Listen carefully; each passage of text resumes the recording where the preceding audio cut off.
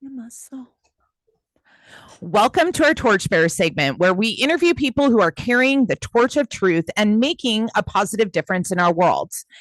We would like to remind you guys to visit theflameusa.com, where you can find out more information about the Flame podcast and the Flame paper. We also want to give a big shout out to our Rumble fans. Thank you for listening to last week's show with Dr. Sherry Tenpenny. We know that you'll enjoy this week's show just as much. So make sure to watch and share and be subscribing. Also, you can find us at Podomatic.com, Spotify, and theflameusa.com. This week, we have Bill Jasper with the New American Magazine, a public watchdog publication who has been on the forefront of monitoring and reporting on communism, Marxism, government corruption, and a slew of other movements that are working to undermine our freedoms and our republic as we know it. For more information about Bill and his organization, go to thenewamerican.com. Hello, Bill. We're honored to have you today. For those who are not familiar with the New American Magazine or yourself, can you give our audience a brief summary on who you are and what you do? Yes, and it's such a pleasure to be with you today. It was a joy meeting you both at the big gathering in the Reawaken America tour. Likewise, we meet a lot of people. We meet a lot of people who are passing out the Great American or the New American. And so it was amazing to meet you as well, because now when we see people, we can kind of talk about you. We talk behind your back. No, hopefully all good things. Yeah, all good things, all good things. Well, so I'm one of the senior editors, the most senior editor of the New American Magazine, which is now in its 35th year. I began with the magazine when it began. In fact, the New American Magazine is a bi-weekly print magazine as well as online magazine. And we began even before that in the 1950s as American Opinion magazine. And then following, that was a monthly journal started by Robert Welch, the founder of the John Birch Society. And we also formed a weekly magazine called The Review of the News back in the 60s. And it ran until we combined both of them into the New American in the early 1980s. And so I worked with American Opinion magazine and the Review of the News before it became the New American. New American is the slogan for it is that freedom shall not perish. And we are staunch constitutionalists. We believe that the Constitution and our Judeo-Christian society and the free market are the guarantors of freedom for all of humankind. And so we support and defend the Constitution and our Christian heritage and the free market so that we can all be free to exchange ideas, exchange goods and services, and prosper and live in liberty. I've been doing this for now 46 years.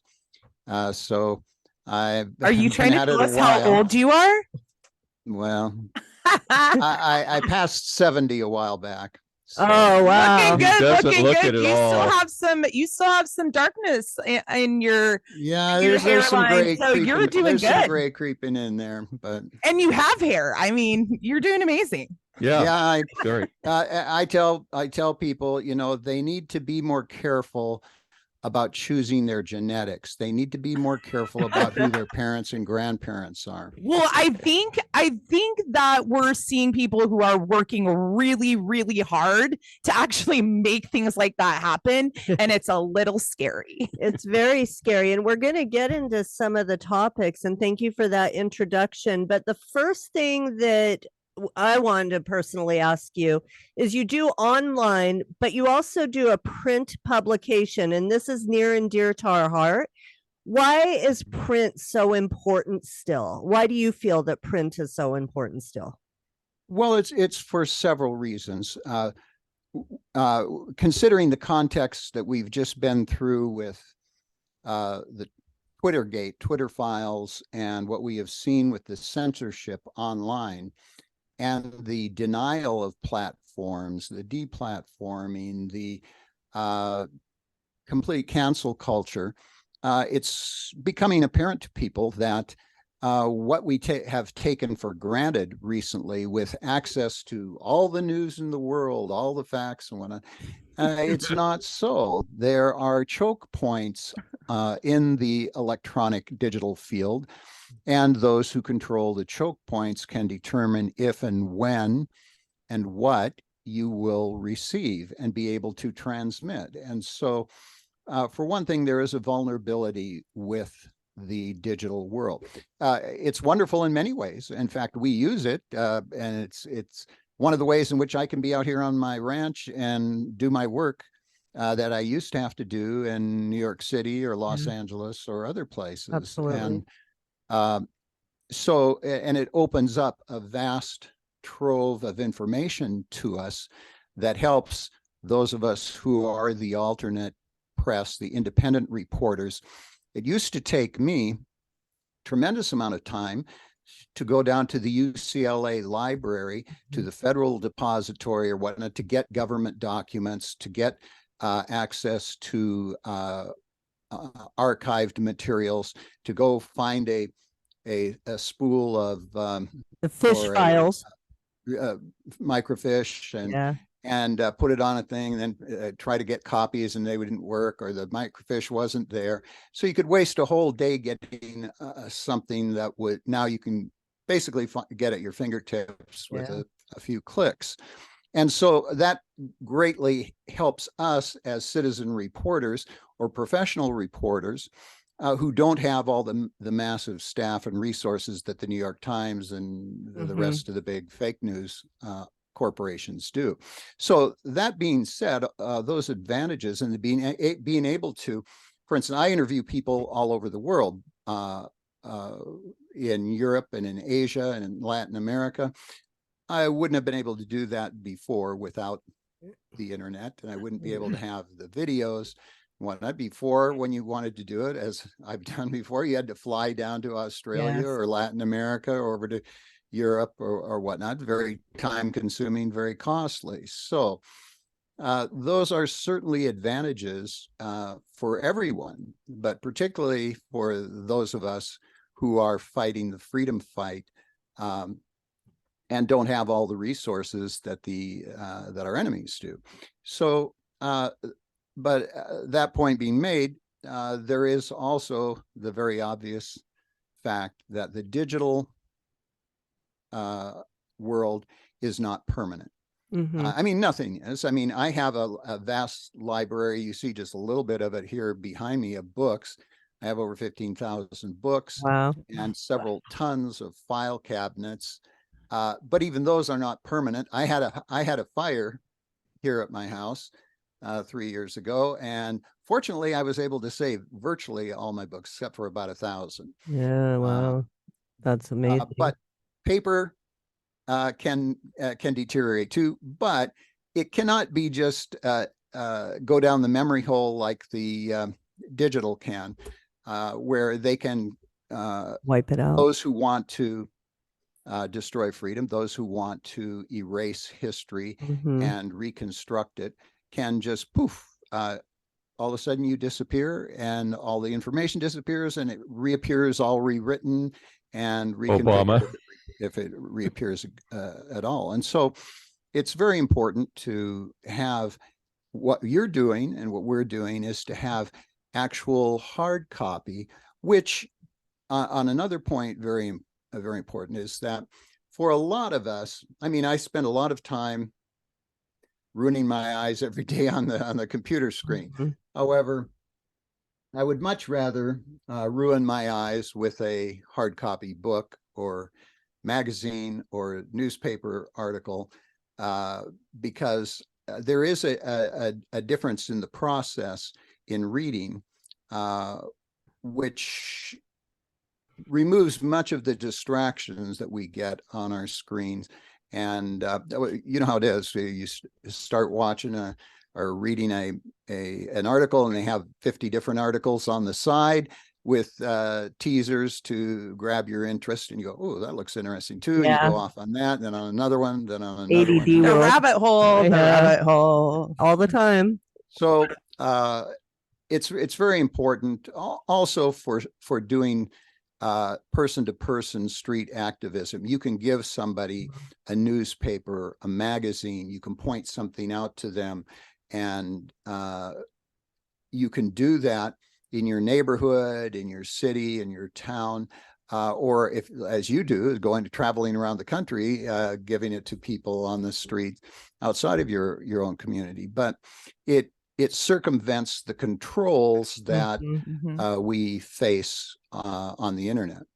Absolutely. I did subscribe to your magazine and been to John Birch. I'm probably joining a chapter here in the Seattle area, but it is given out at the John Birch Society. It's amazing. Yeah, no, it's definitely amazing. That was one of the things that kind of drew us when we met you. We had just gone to a meeting, and education is so important. We need to be continually educating ourselves in order to take action to move forward. And so I'm find a lot of time, even with us, people read, but then action isn't happening. I'm sure you see the same thing sometimes, like, hey, I wrote this because we need to do something. What do you think are I guess the blockers from people moving forward? I was discussing earlier that I feel like with the internet, people are just used to being told what to do.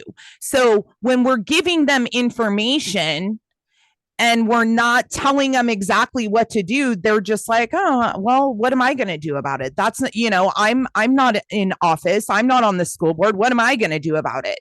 So can you talk a little bit about, what you feel is keeping in their seats and not acting? Well, we've already touched on it, at least one aspect of that, and that is the technology itself, the internet. It is a very seductive technology, and it can seduce us into thinking that simply by bouncing around on 50 different websites and watching a couple dozen videos and news commentation, that we've done our job. Okay, I've found out what I need to know, but we shouldn't confuse a little bit of internet entertainment, and really a lot of it that we watch is entertainment. It's even that which is supposedly news, supposedly newsworthy. Yeah, can you do a trick right now? Because we're videoing this so that hopefully people will want to watch this as entertainment. Can you do something really fun? Well, so that is the trick. There's a very important book that was written back in the early 60s by Neil Postman called Entertaining Ourselves to Death. And in that, he goes through this was long before much of the technology that is developed now, but he was looking at the news analysis back then in the broadcast news, and he said, and many others, he cited a lot of different studies, psychological studies, scientific studies that have been done showing the mental engagement involved in reading and in dialogue and debate and argument versus what we see on television, and how it has been a huge part of the dumbing down of our society and conditioning us to believe that we have to be entertained as we consume our news. And well, also, I feel like in what you're saying too, people aren't able to have conversation. If you don't think like me, then I hate you. Like, we can't even talk. We can't be friends, right? Because there is no conversation anymore. Either you think the way I think, or it just isn't up for debate anymore. Right. And again, and that goes back to the 1960s. You know, Herbert Marcuse, one of the avatars of the left. Back when I was in college in 1970, he was required reading back then. Herbert Marcuse was a Marxist, post-structuralist, postmodernist. Mhm. And one of his very famous essays was on tolerance, intolerance. And he said, basically, we have to be intolerant of those things that we consider to be intolerant. And it was just the opposite of, in other words, he said, we have to be intolerant of everyone on the right. We have to be intolerant of tradition and society and all of these things. So the people now today, after 2 generations, 3 generations in some cases, of being introduced, inducted, indoctrinated into those things, have now adopted that, and they accuse us of being intolerant when they're just projecting on us what they're doing. They are intolerant. They're hateful. I mean, it's very obvious when I've been through many years, was at the West Coast Walk for Life in San Francisco, and here's families, pro-life people, 10, 15, 20,000 in various years, marching through San Francisco. And the vitriol, the hate, the screaming, the obscenities, all these LGBTQ, LMNOP, XYZ folks coming out and just viciously screaming at all these little kids. I told people, don't bring your kids, don't bring your kids. Well, and it's sad because, I mean, like, you're fighting for life. Like, what more could you be fighting for than life, right? And to be chastised for that is I was just saying that during this political season. I've never seen a political season that literally every time you turned on the TV was like, this person is a horrible candidate because they don't believe in killing babies. And I'm like, what is the world coming to? Yeah, you know, and hold on, I want him to finish, because we didn't. I keep butting in. Sorry, it's my fault. Well, I got a little too long-winded about the action. Yes. So what we can't confuse eyeballs on the internet as being qualifying as action. So how does one then turn whatever good one may learn on the internet or through other sources as well into meaningful action? And meaningful action should move us closer to recapturing, saving the freedoms and the civilization that we have, and reversing this mad rush toward dictatorship. And so what are those meaningful acts? Well, a lot of people become discouraged because they think, okay, I'm not a congressman, I'm not in any political office, I don't want to run for office, and so my voice is just one. How do I accomplish anything? Well, one of the ways that you can first start out, the way that I chose and many others have, is to join a local and national group, which you can then link arms with other like-minded people who are working honorably to restore the republic, to reverse the rush to dictatorship. And so I joined, this was almost 50 years ago, the John Birch Society. And this was at a time when the Birch Society had just gone through this huge, massive smear, a defamation, the same kind of thing that we've seen for the last several years leveled at Trump and MAGA Republicans and everyone who is to the right of Lenin or Fidel Castro. And so, but most Americans weren't being attacked like that back in the 1960s, 70s or whatnot. And they didn't realize the extent of the organized smear apparatus. And so a lot of people many of my friends thought that I was crazy for doing this. John Birch Society, they're racist, they're anti-Semitic, they're People think we're some even crazy. said they're communist. So, We say we're crazy for God. Yes. yeah, so it now everybody realizes that, hey, if you're a Christian, if you believe in the traditional family, if you're pro-life, if you are pro-Second Amendment, if you're pro-Constitution, if you're pro-free speech, you're going to be demonized and attacked and smeared. And so now a lot of people are saying, oh, well, those crazy Birchers, they were concerned about omnipotent government, about communism, about socialism, about a conspiracy globalism to create world government. Maybe they weren't so crazy after all. So anyway, one of the things that I would recommend is that people, after all these years, take another look at the John Birch Society. Yes, we're still around. They didn't destroy us. They tried everything. I mean, we were attacked. Sometimes we were getting as many as 1,000 stories a day on all the different media. Wow. We always say no publicity is bad publicity, right? Well, yes, and so then after they did that for a while, and we were still there. Then they just cut off and didn't say anything about us for about 10 years, and people thought, oh, they died, they're gone.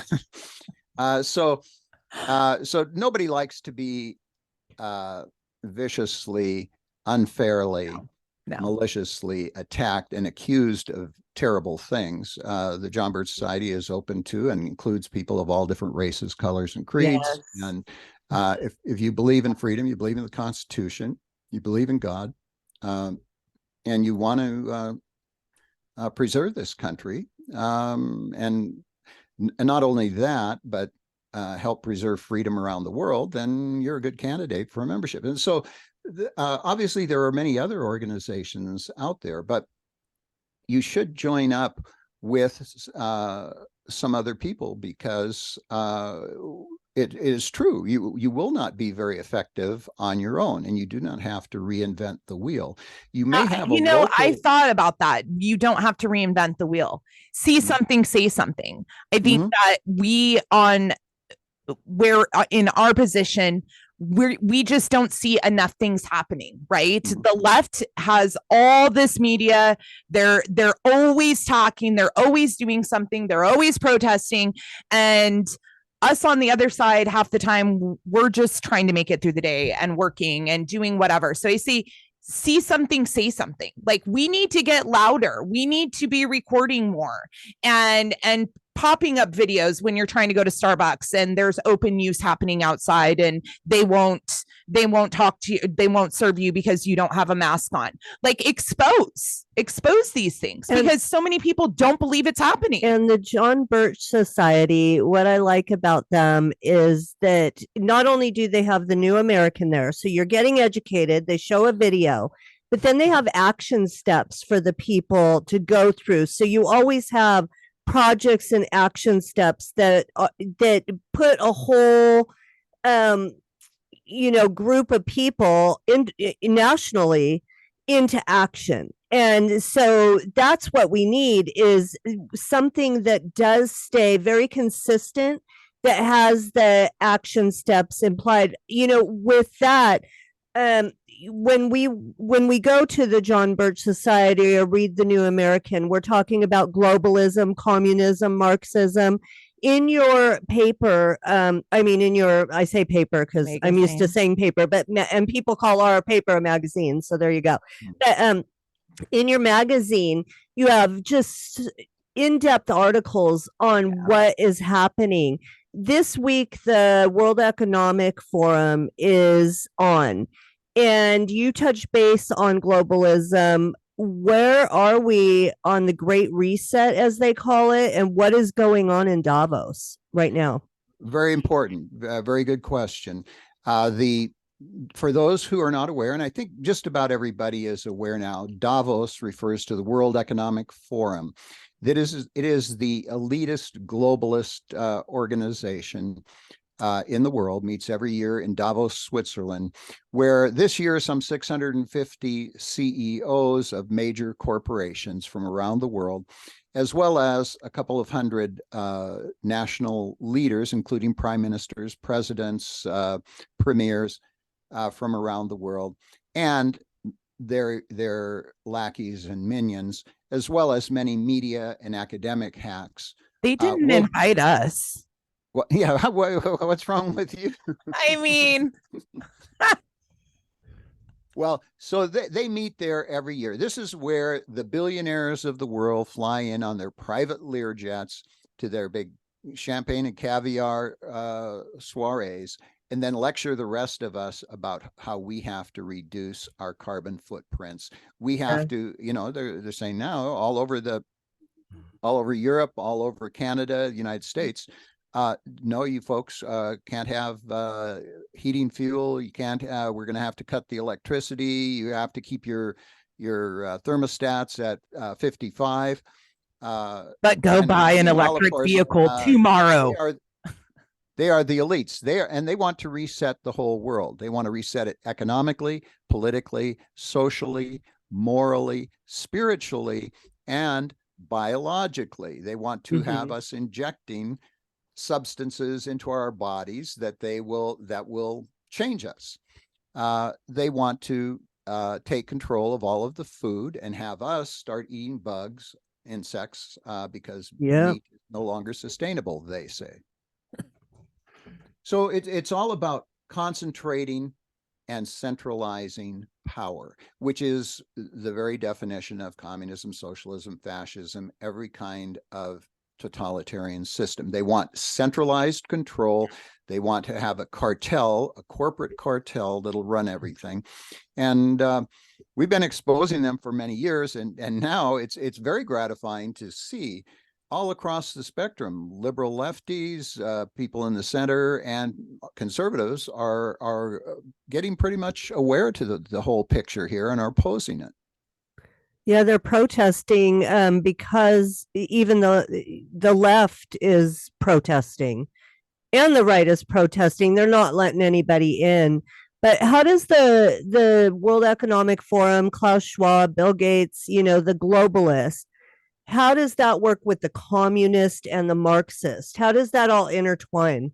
Well, that's a very important part that we have focused on, and most of the other critics haven't really caught on to this yet. We've been exposing it for actually a couple of decades, this communist globalist convergence. You see it at the World Economic Forum very clearly. You see it at the Bao Forum in China. You see it at the Club of Rome, the Club of Madrid, and many of these other gatherings, and in Davos, where Xi Jinping or other top communist leaders from China and from other communist countries are welcomed as comrades there by all of the corporate globalist elite.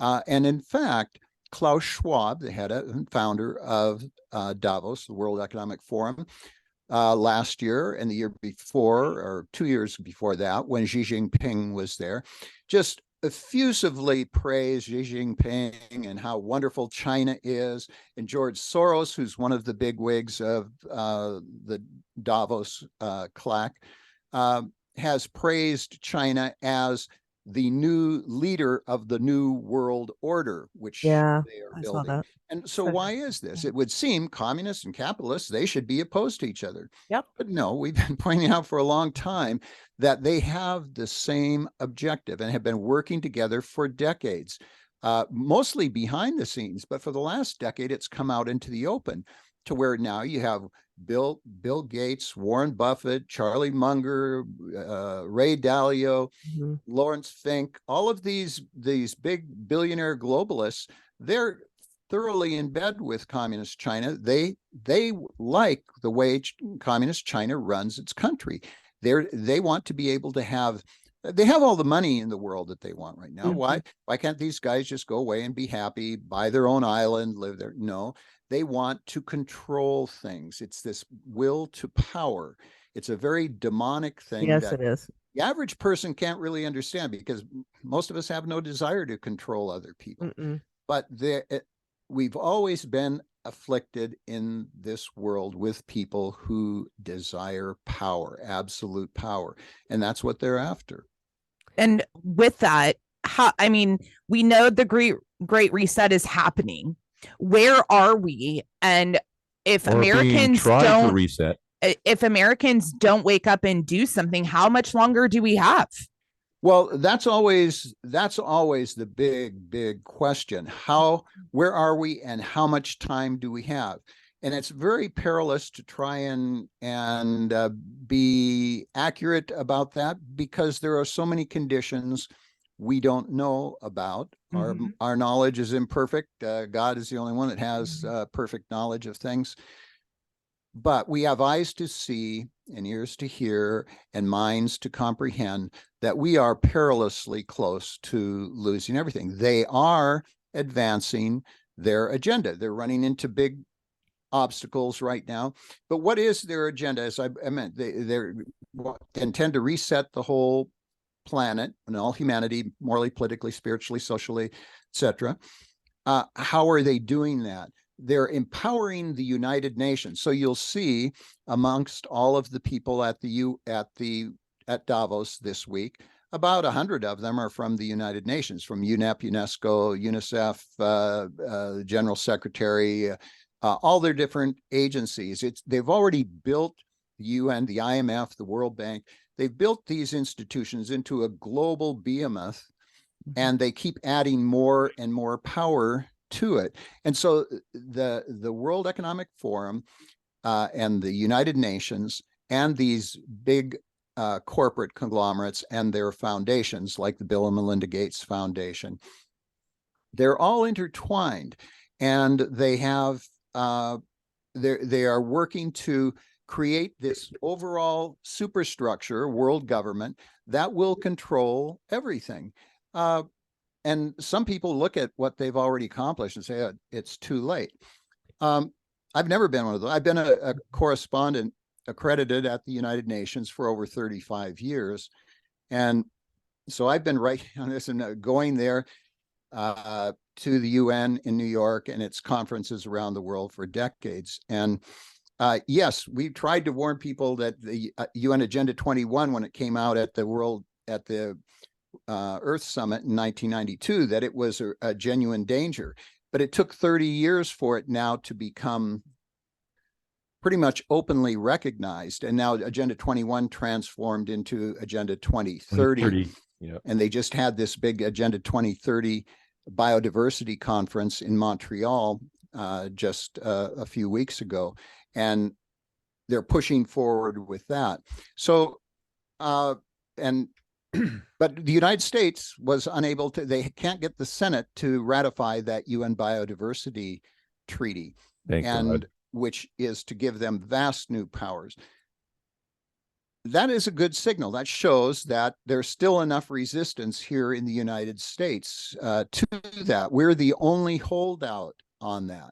Right. And we have to keep holding out on that. So President Biden has tried to circumvent that by issuing an executive order for implementing the 30 by 30 program under the Agenda 2030 of the Biodiversity Treaty. And so now in the new Congress, the battle is going to be to get the new House, which says under Kevin McCarthy, that it is going to use the power of the purse strings to start cutting off funds to these illegal and unconstitutional programs.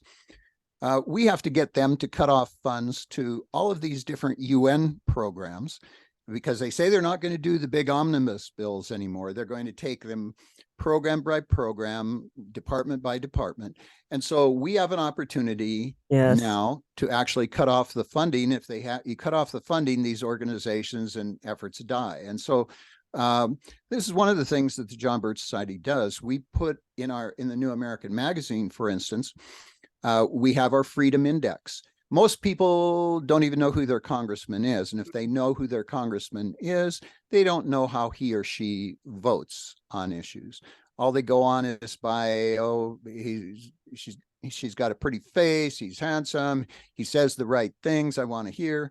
But we look at what are the actual votes, what are their actual deeds.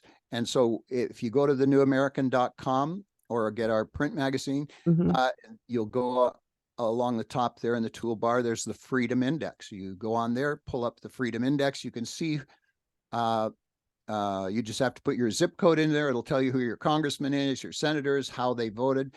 And then we have alerts that action alerts. So when a bill is coming up for voting on a particular issue, whether it's funding, vaccine funding at the Wuhan laboratory, or it's funding UNESCO or some other UN program, if there is concerted action from all across the country, bombarding their congressmen with emails, letters, and phone calls, we found over and over again that it does matter. They will yield to public pressure. So, So Bill, you're not alone. Then you're working in a concerted action with other people. Hey, Bill, I wanted to butt in there for a moment and just let people know that everything you're saying is right there in my book, Breaking the Deception Code. You can see the picture there on the screen. And it actually talks a lot about not only the ploys used to, deceive us and get us to follow along the world economic leaders' ideologies, but it also spends a lot of time in showing you ways to say no and become activated. And it's called Breaking the Deception Code, A Truth Seeker's Guide to Discernment. And just go on to our Flame USA, or just down below in the description, you're going to find where to find it. And Bill, I wanted to just dovetail in here and ask you, how are some of the methodologies being used today to break people down? We've discussed a lot of things, but name 3 methodologies that are being used today to try to break us as a human race. Well, I mean, there are many. Probably the most important one to us right now is, usually when we talk about breaking down human, we talk about all the psychological warfare, the psyops. And currently the pandemic includes a multitude of psyops in it, but it is also the first time that we have seen on a global scale that a worldwide public emergency has been declared and the whole planet put on lockdown, and then mandated to be injected with an experimental, unknown, secret formula put forward by government-connected big corporations and promoted by the pro-communist World Health Organization and Communist China. A lot of people are dying. So this has been a massive thing that's been unprecedented in human history, and we've dealt with a lot of psychological attacks and disinformation for many years, but this has been the biggest one and the most successful one from the standpoint of the would-be world rulers, because it is physical as well. As at the New American, we've interviewed many of the top scientific and medical experts in the world, recognized ones that have written textbooks and written hundreds of